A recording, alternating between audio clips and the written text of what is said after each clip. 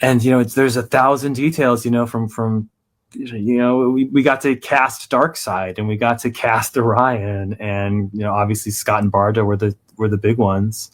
And finding the right people, and finding the right designs, and finding the right way to tell this story.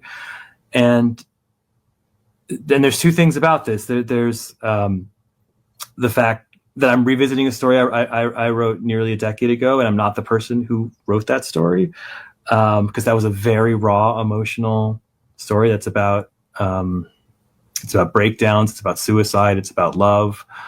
It's about sort of these huge themes of like what is real and what is not real, and revisiting that has been a revelation, and I'm utterly in love with it. To me, it's the best thing I ever wrote. But also, I've had 10 years of people talking to me about this. So there's another thing that's involved here, because I think comics were this sort of unique